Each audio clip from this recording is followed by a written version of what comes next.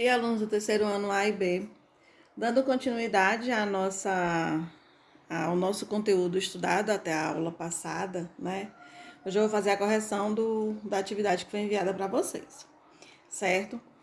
Na atividade foram 7 questões e eu pedi que vocês identificassem as micropartes da redação dissertativa argumentativa, certo?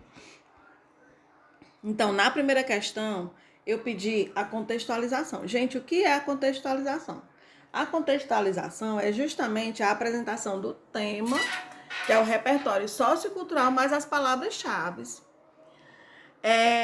Você vai desenvolver o seu tema, né?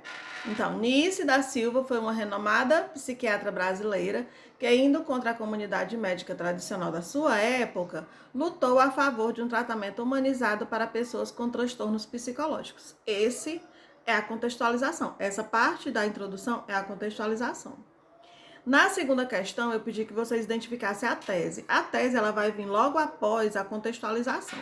A tese é justamente o seu posicionamento. No caso, você vai se dar sua opinião. Você vai opinar, né? Dizer qual é o seu posicionamento. Que é justamente a continuação. No contexto nacional atual, indivíduos com patologias mentais ainda sofrem com diversos estigmas criados. Na terceira questão, eu pedi os encaminhamentos argumentativos, né? Que é justamente você encaminhar, dar continuidade à sua redação aos parágrafos seguintes. No caso, sempre a gente diz 2 parágrafos para não ficar muito extenso, né? Então, isso ocorre pois faltam informações corretas sobre o assunto e também existe uma carência de representatividade desse grupo nas mídias. Aqui estão os 2 encaminhamentos argumentativos, que é onde eu vou desenvolver nos 2 próximos parágrafos. Na quarta e na quinta questão, eu vou desenvolver os dois parágrafos de desenvolvimento. Eu vou trabalhar, na verdade, os 2 parágrafos de desenvolvimento, certo? No caso, ele vai ter um tópico frasal, que é a retomada de apontamentos dos argumentos, o repertório sociocultural, o aprofundamento crítico e uma frase para finalizar o parágrafo que é opcional, certo? Então, olha, na quarta questão eu pedi a exposição do argumento, que é justamente: primeiramente, vale ressaltar que a ignorância é uma das principais causas da criação de preconceitos contra portadores de doenças psiquiátricas. Esse é a exposição do argumento, né? A comprovação é o que vem a seguir. Sob essa ótica, o pintor holandês Vincent van Gogh foi alvo de agressões físicas e psicológicas por sofrer de transtornos neurológicos e não possuir tratamento adequado. O ocorrido com o artista pode ser presenciado no corpo social brasileiro, visto que, apesar de uma parcela significativa da população lidar com alguma patologia mental, ainda são propagadas informações incorretas sobre o tema. Gente, aí é justamente o repertório sociocultural, né? É um conhecimento que você tem sobre o assunto. É comprovando que aquilo ali é real.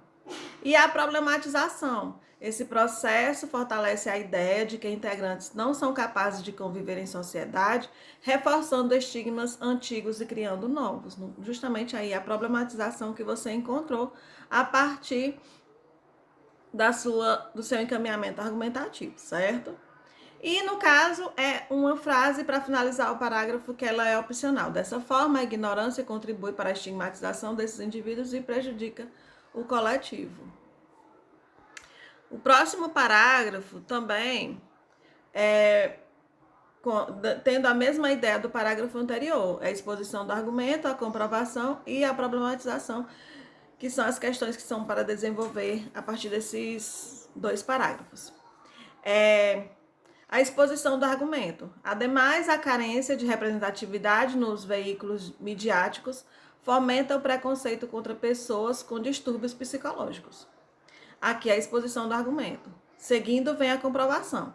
Nesse sentido, a série de televisão da emissora HBO, Euforia, mostra as dificuldades de conviver com os transtornos afetivos bipolar, TAB, ilustrado pela protagonista Rui, que possui a doença. A série é um exemplo de representação desse grupo nas artes, falando sobre a doença de maneira responsável.